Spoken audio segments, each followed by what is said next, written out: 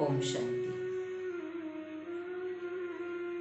आज के इस संसार में जिसको कहा जाता आधुनिक या भौतिक युग, इस आधुनिक प्रगतिशील दुनिया में चलते मनुष्य इतना ज्ञानवान, इतना बुद्धिमान है, लेकिन फिर भी देखा जाता है कि समस्याओं से हमेशा घिरा रहता है।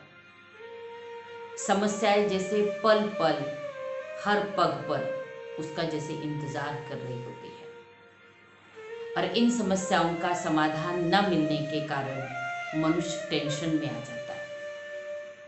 सोचने वाली बात है कि अगर मनुष्य ज्ञानवान है, बुद्धिमान है, वेल एजुकेटेड है, इसका मतलब ज्ञान की पराकाष्ठा, ज्ञान की स्पष्टता उसके पास है, फिर भी सवाल उठता है कि समस्याएं क्यों। वैसे कहा जाता है ये संसार एक समस्याओं का सागर है, जिसमें समस्याओं की लहरें हमेशा उठती रहेंगी, और इस समुंदर में यात्रा करने वक्त इन लहरों का सामना करते हुए हमको आगे बढ़ना पड़ेगा। लेकिन फिर भी विघ्न, परिस्थिति या समस्याएं सामना करने के लिए सामने आकर खड़ी हो जाती है। क्यों? क्या कभी हमने इसके ऊपर सोचा? कहा जाता है मनुष्य के इस जीवन में जो भी समस्याएं आती है वो उसके अपने ही कमजोरी का रूप होता है, अर्थात मनुष्य की कमजोरियां ही समस्या बनकर उनके सामने आती है। अब कमजोरी की बात अगर सोची जाए तो सबसे बड़ी कमजोरी जो समस्या का सबसे बड़ा रूट कॉज माना गया है, मूल माना गया है, वो है हमारा अपना अहंकार, जिसको ईगो कहो, अहंकार कहो, अभिमान कहो, आईनेस अर्थात मैंपन कहो। यही तो सभी समस्याओं की जड़ है ना। कहा जाता है चाहे छोटा बच्चा हो चाहे बड़ा हो, हर एक के जीवन में यह अभिमान की एक इच्छा बनी रहती है, जिसे कहा जाता अभिमान, अभिमान, मान की इच्छा तो सभी को है। उसमें अगर देखा जाता है एक छोटा बच्चा, उसको भी तो मान की इच्छा है ना। वो भी क्या सोचता है या क्या कहता है, मैं जो अच्छा कार्य करूं उसमें मुझे अप्रिशिएट करना चाहिए, मेरी वाह करनी चाहिए, अभी अभी मैं कर रहा हूं तो अभी अभी मेरी महिमा होनी चाहिए। यह हो गई छोटा का अभिमान। बड़ों का अभिमान क्या होता है? बड़े सोचते हैं कि हम बड़े हैं, हम जो भी कहे, जो भी बातें कहे उसको सामने वाले ने तुरंत मानना चाहिए, है ना। अभिमान हर एक चाहता है, चाहे छोटा बच्चा है चाहे बड़ा है। इस अभिमान के चलते कहा जाता है कि चाहे छोटा बच्चा है, बड़ा है, बुजुर्ग है, स्त्री है, पुरुष है, एजुकेटेड है या नॉन एजुकेटेड है, हर एक के सामने समस्याएं तो है ही ना। फिर इसका समाधान हम कैसे करें? कारण तो पता चल गया कि अहंकार के चलते ही तो समस्याएं है, लेकिन कई बार ऐसे होता है कि इस अहंकार या इस अभिमान को हम स्वमान या स्वाभिमान समझ लेते हैं, अर्थात ईगो और सेल्फ रिस्पेक्ट, इन दोनों में हम फर्क ही नहीं कर पाते हैं। क्यों? क्योंकि इन दोनों के बीच इतनी पतली सी लाइन है, इतना छोटा सा अंतर है, जिसको समझ पाना हमारे लिए मुश्किल होता है।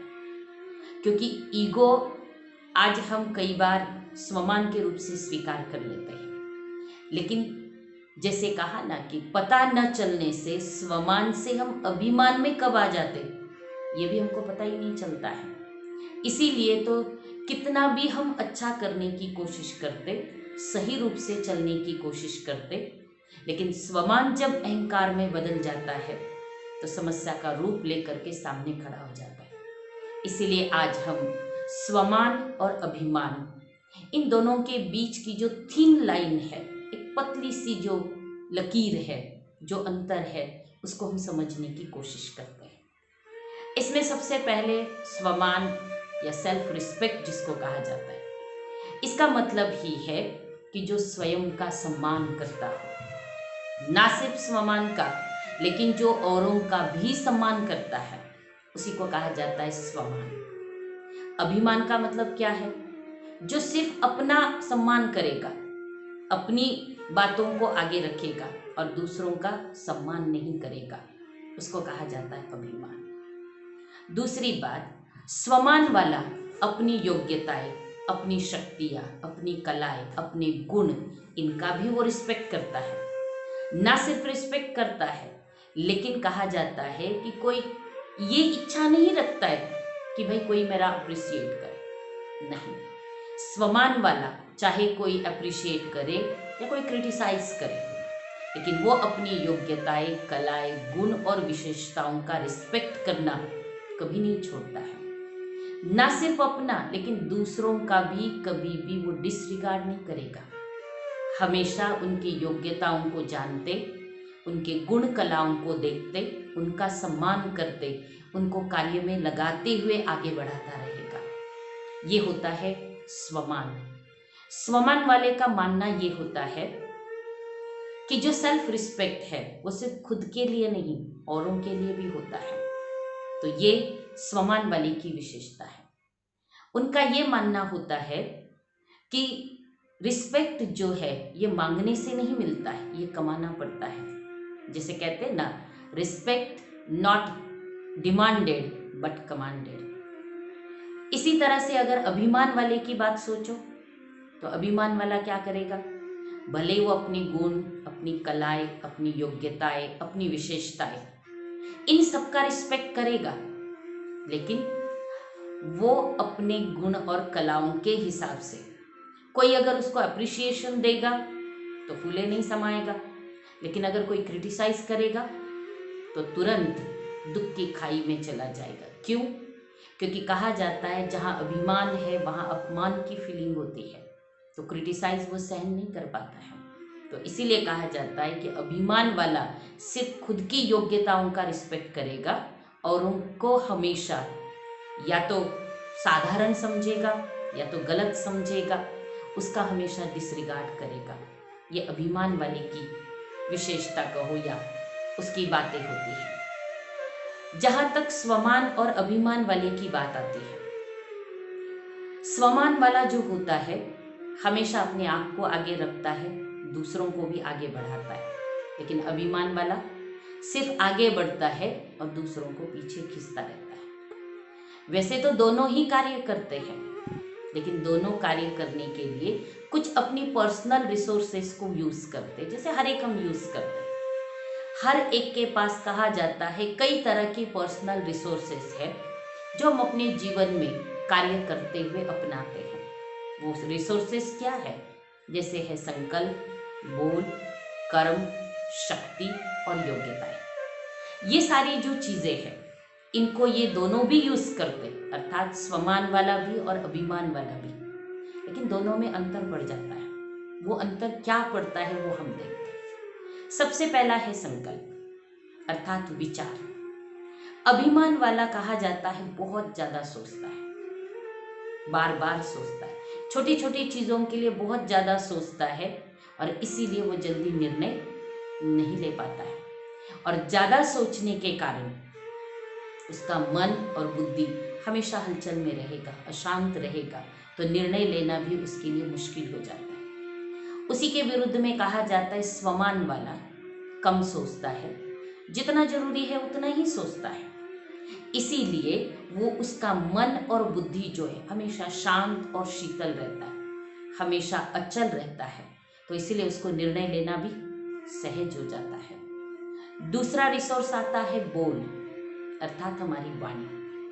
अहंकार वाला जो होता है बहुत बोलता है, ज्यादा बोलता है, विस्तार से बोलता है, तो इसीलिए अभिमान वाले के बोल में कोई सार नहीं होता है। तभी तो कहा जाता है ना, भाई आखिर आप कहना क्या चाहते हो? जो भी कहना है सार में कहो ना, क्योंकि विस्तार में सार नहीं होता। इसी के विरुद्ध स्वमान वाले की बात कही जाती कि वो ज्यादा नहीं बोलता है, कम बोलता है, आवश्यक जितना ही बोलता है और सार युक्त बोलता है, इसीलिए तो उसके बोल की वैल्यू होती है। उसके बोल में सार होने के कारण एक ताकत उसके बोल में आती है, जिस कारण सभी उसको मान्यता देते या उसका सम्मान करते हैं। दूसरी जो बात वाणी की कही, तीसरा आता है कर्म। कर्म क्या करता है? अभिमान वाला हमेशा सोचता है कि मैं ही करता हूँ, मैं ही कर सकता हूँ, मेरे सिवाय कोई और नहीं कर सकता, इसलिए वो खुद ही करता रहता है। कर्म खुद ही करता रहता है, इसीलिए सारा दिन वो बिजी रहता है, और बिजी रहने के कारण वो कर्म कॉन्शियस बन जाता है। बस कर्म करना है, कर्म करना है। इसी को अगर दूसरे शब्दों में कहे तो वो ह्यूमन बीइंग के बजाय ह्यूमन डूइंग बन जाता है। लेकिन स्वमान वाला जो भी करता है सही समय पर सबको साथ लेके करता है। वो ये नहीं सोचता है कि सिर्फ मैं कर सकता हूँ, वो औरों पर विश्वास रखते हुए उनकी योग्यता के अनुसार उस कार्य को अनेक लोगों में बांट देता है। जब संगठित रूप में अनेक लोग मिलकर के कार्य करते तो वो कार्य सहज भी होता है और सफल भी होता है। इसीलिए देखो, अभिमान वाला बहुत कर्म करता है लेकिन थकावट भी तो उसको उतनी होती है, और जिस कारण अपना कार्य पूरा न करने के कारण वो हमेशा सेटिस्फैक्शन से कोसों दूर हो जाता है। और जो स्वमान वाला होता है वो हर पल, हर कार्य में, हर बात में सेटिस्फाई रहता है, संतुष्ट रहता है। उसके बाद का रिसोर्स आता है विशेष समय।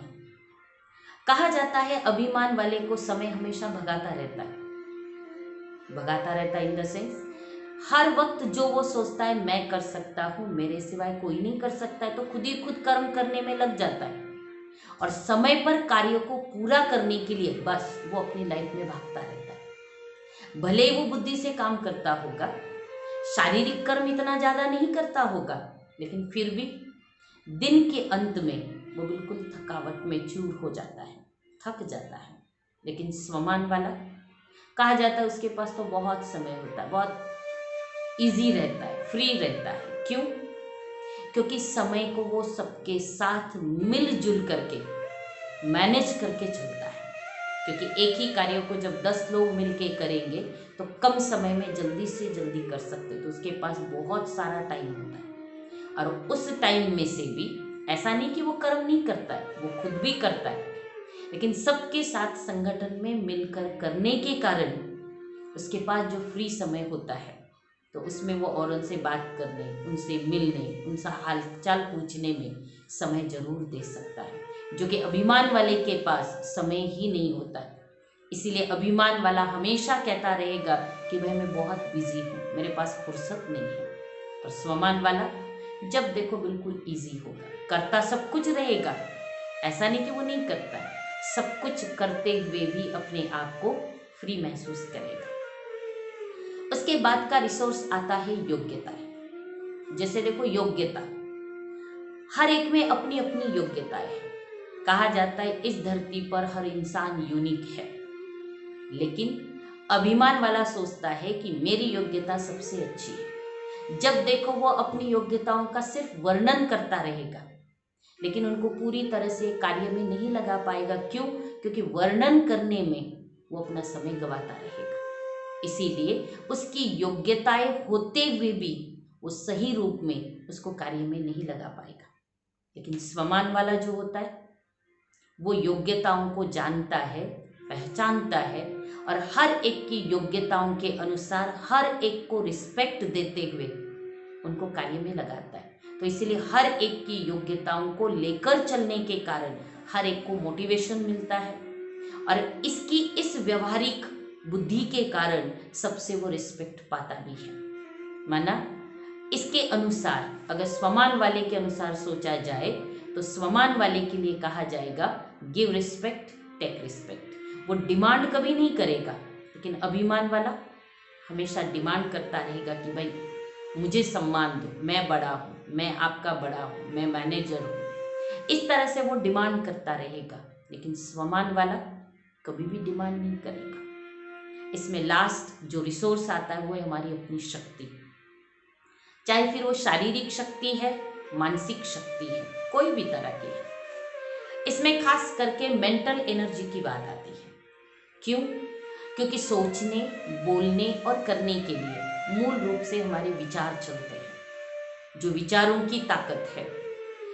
अभिमान वाला बहुत ज़्यादा सोचता है, बहुत ज़्यादा बोलता है और बहुत ज़्यादा भागदौड़ करता है, इसलिए उसकी मानसिक और शारीरिक अर्थात मेंटल और फिजिकल एनर्जी जो है बहुत ज़्यादा वेस्ट होती है। लेकिन स्वमान वाला जितना जरूरी है उतना सोचता है, जितना जरूरी है उतना ही बोलता है, इसलिए उसकी एनर्जी बच जाती है, ना सिर्फ उसकी खुद की लेकिन वो औरों की भी शक्तियों को बचाने के लिए निमित्त बन जाता है।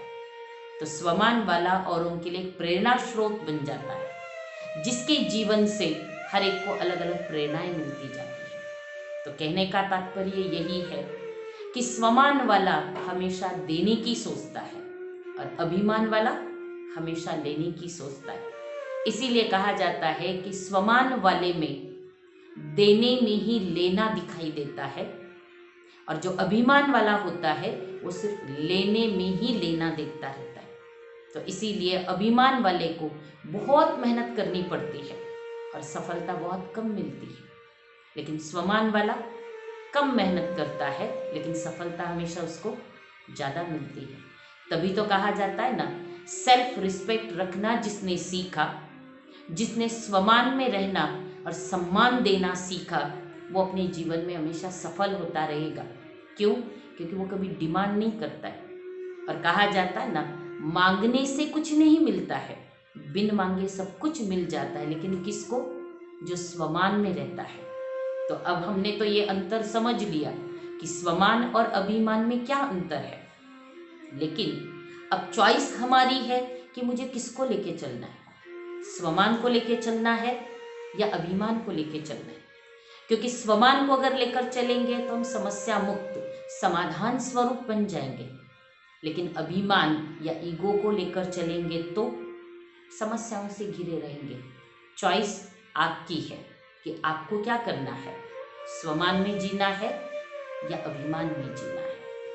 अच्छा, ओम शांति।